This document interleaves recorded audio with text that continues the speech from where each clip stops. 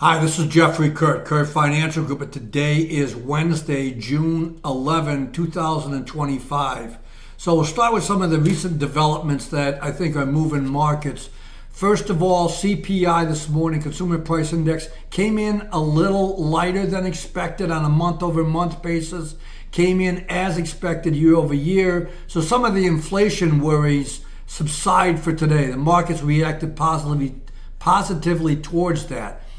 The next thing, there was some reports out of the negotiations between the U.S. and China on trade agreements that were somewhat positive. So that also, moved markets as well.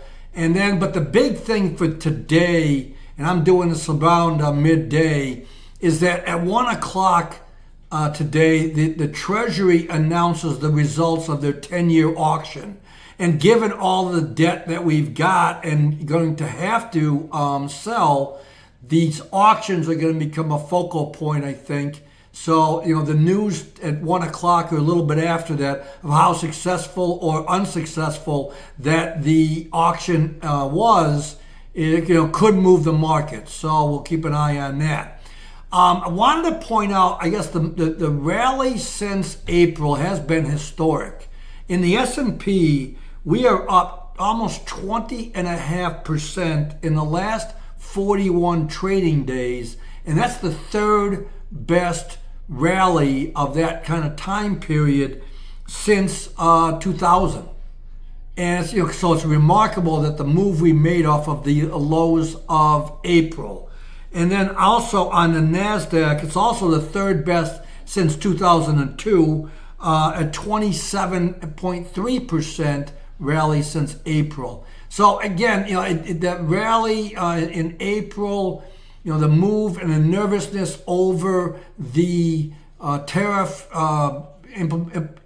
being implemented, forced the markets down and the volatility up. So as I said on Monday, the volatility's collapsed, and these two things are not separate. And when volatility moves, it can move markets. And there's vehicles out there called volatility control funds, and all they do is trade off of volatility. So they don't look at news items, they don't look at CPI, the Fed, the Treasury auction or anything else like that.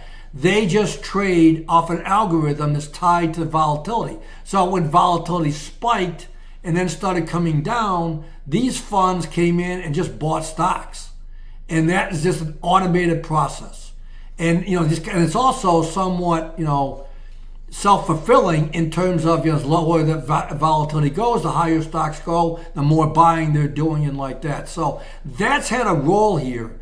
We all try to tie a narrative or some of the economics to these moves, but sometimes it's nothing more than just algorithms and interrelationships between asset classes. So I wanted to point that out, that some of this has been algorithmic driven and not necessarily a sign of whether the economy is doing well or stocks are earnings are doing well like that. So hopefully that's helpful. Let me know if any questions further on that. It's kind of a more in-depth topic, but I just want to introduce it today. Again, let me know of any questions, comments. Thank you for listening. We'll be back on Friday. Goodbye.